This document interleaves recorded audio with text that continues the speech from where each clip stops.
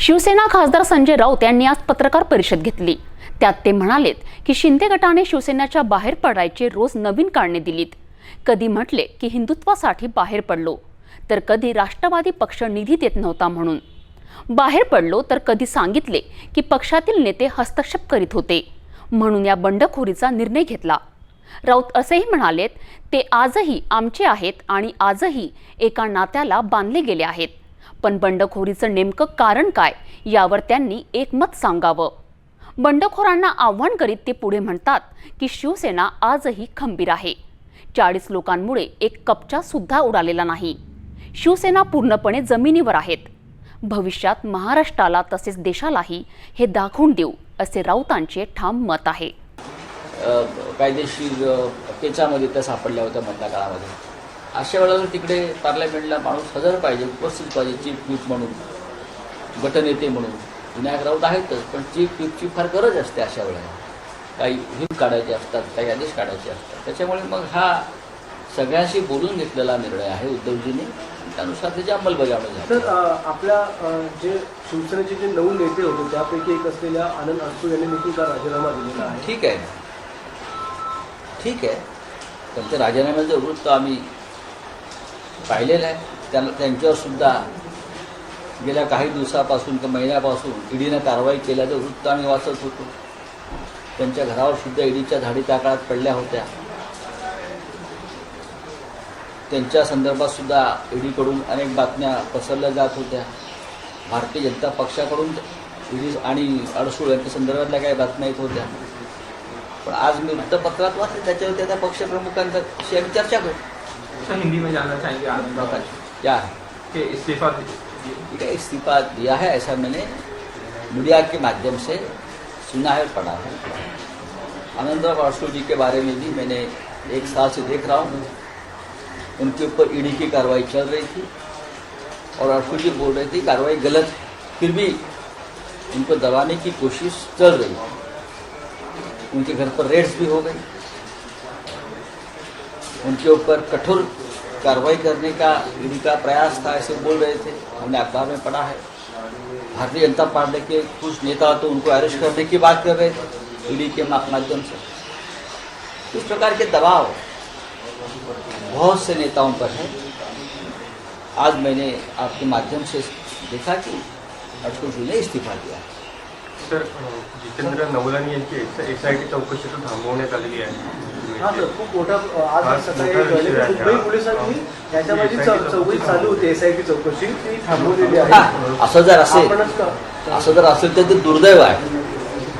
त्यांची चौकशी थांबवली असेल, मुळात त्यांची चौकशी का सुरू होती आणि ती का थांबवली हे चौकशी थांबवण्याचे आदेश देणाऱ्यांनी लोकांना सांगायला। मी याच्याविषयी जास्त बोलणार नाही, कारण प्रकरण न्यायप्रविष्ट आहे। आधीच्या सरकारनं ही चौकशी का लावली,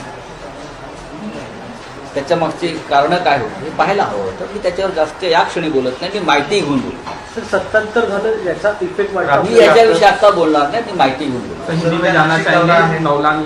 मैं अभी नहीं बात करूंगा, मेरे पास जानकारी नहीं। सर, त्या नाशिक दौरा आहे कशा मी पद्धतीने आता नाशिकला निघालो। बोला, अजून काय आहे?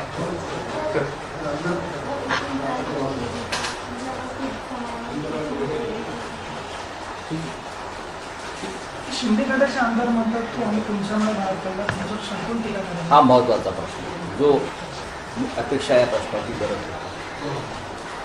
सर, काय वाटतं आपल्याला, अनेक आमदार आहेत शिंदे गटातले ज्यांनी सांगितलं की तुमच्यामुळे पक्ष सोडला। काल अनेकांचे वक्तव्य आले। जेव्हा त्यांनी मुंबईतून पलायन केलं तेव्हा ते असं म्हणत होते की आम्ही हिंदुत्वासाठी बाहेर पडलो।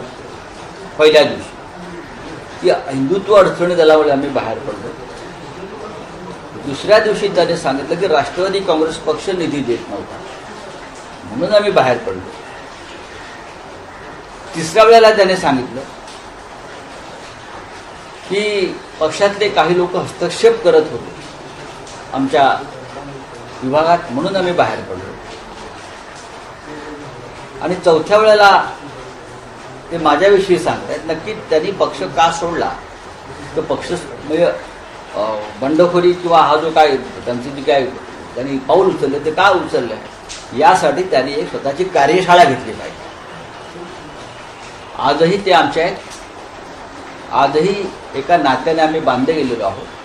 पण नक्की कारण ठरवा, गोंधळू नका.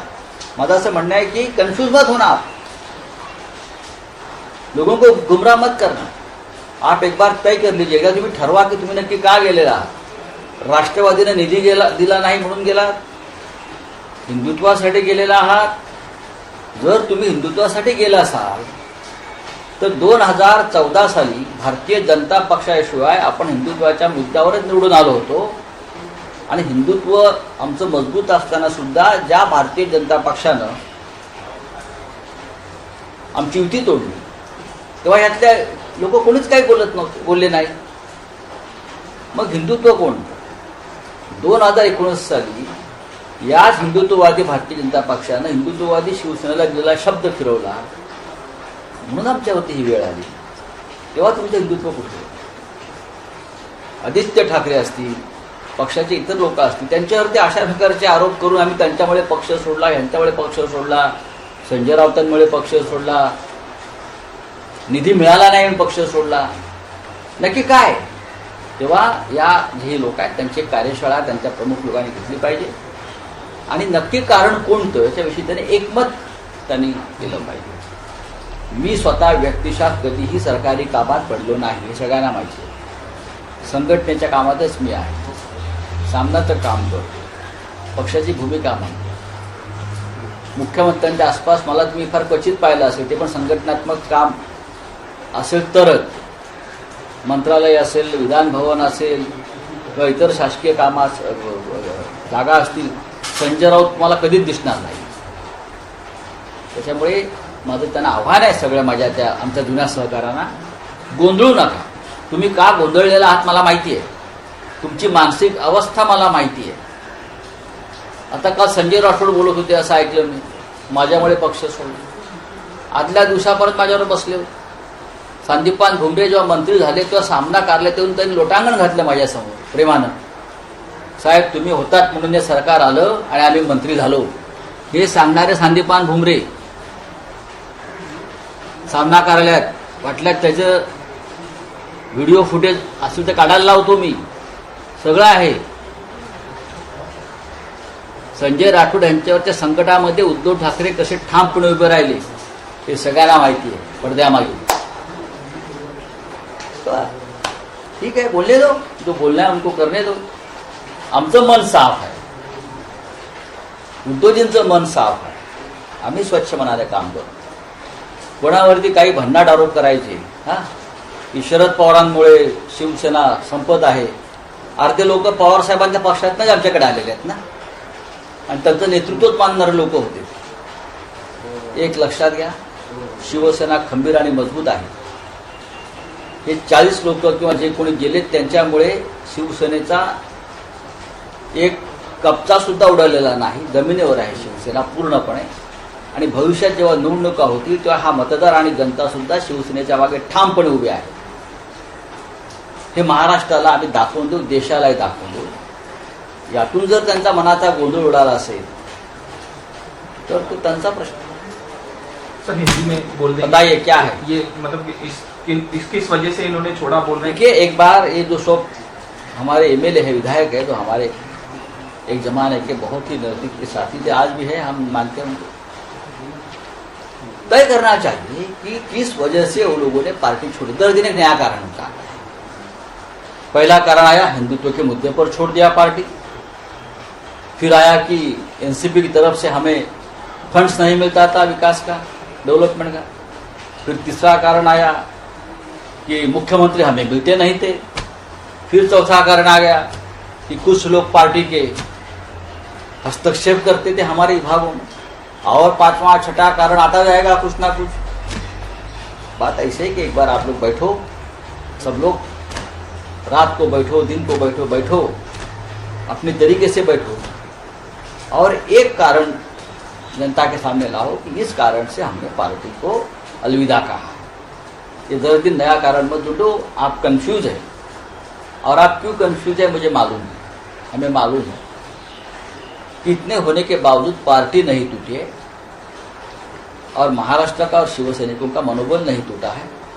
खूप बढ़ गया है नहीं चलो तर शहाजी बापू असं म्हणतात की जर संजय राऊत हे रोज शरद पवारांची स्तुती करतात रोज सकाळी तर ते राष्ट्रवादीला जॉईन करत.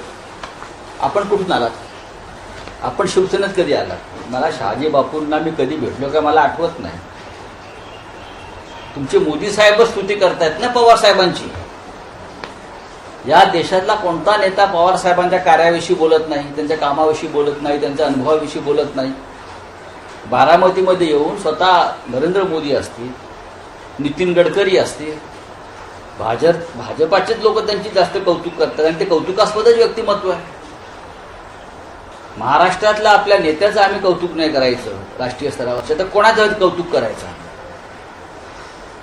हे आम्हाला एकदा त्यांनी सांगावं हे जर बघा कारण काही असते तुम्ही त्याच सरकारमध्ये होतात ना सगळे 2.5 वर्ष बघा सगळं ठीक आहे झाडं डोंगर हॉटेल सगळं ठीक आहे कैलास गोरंट्यालचे आमदार आहेत जालन्याचे त्यांनी त्याला जोडलेलं वाक्य सुद्धा फार महत्वाचं आहे ना ते समजून घ्या हॉटेलच्या पुढे काय किती खोकी